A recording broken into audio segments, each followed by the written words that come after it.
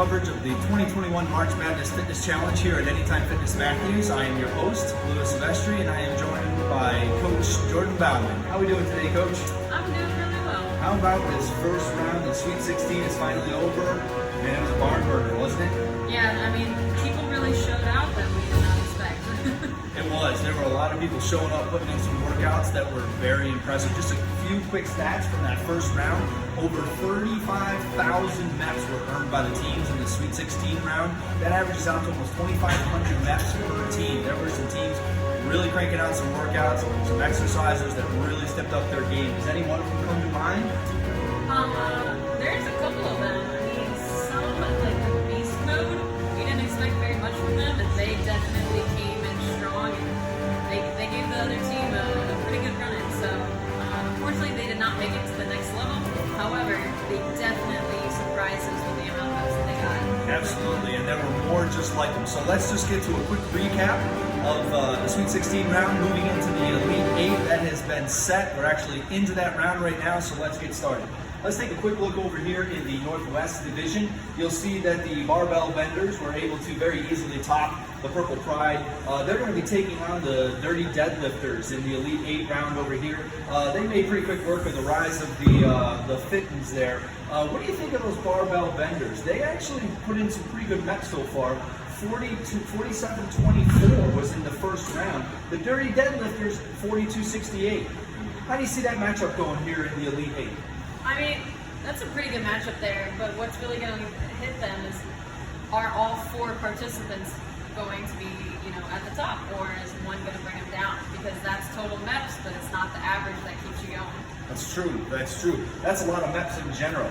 Let's move on here. Let's take a look at the Southwest. The Leg Day Wobblers, they made quick work of the Trim Tones. We're not even sure if that team was able to really get off the ground there. But then you take a look at the Squatting Dead. They moved on past Team Beast Mode. We were a little worried that Team Beast Mode might have been one of them sleeper teams, kind of sneak on through, but the Squatting Dead was able to prevail over them. The Squatting Dead actually turned in the second most MEPs here on the tournament. We'll get to number one in a second, but that's the Leg Day Wobblers. The Squatting Dead are almost doubling up in MEPs on the Leg Day Wobblers. Do you see an upset happening here, or do you think the Squatting Dead may move to the next round? I don't know. I think the Squatting Dead has got this one, but you never know. You never know. You never know. That's right. Let's move over here to the Northeast. The Caboose Cutters are going to be taking on the Gods with Hot Bods. Now, here's what's interesting about this one.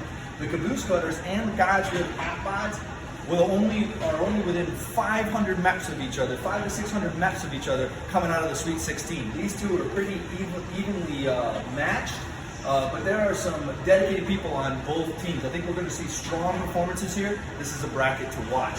And last but not least, let's take a look at the Southeast side. We've got the number one Swole Squad. They just tore through the Slimsons. And they're going to be taking on Blood, Sweat, and Beard. Now, I have heard through the grapevine out here on the exercise floor, but that there may be some non-COVID related illness issues going on in the number one team right now in the Swole Squad. Do you think that's going to be a problem for them, taking on Blood, Sweat, and Beard? I think it might be a problem. There was the person that was making a lot of the high MEPs there that is out of the game. So, I mean, you're talking about almost 1,000 MEPs that could be lost this week from that illness.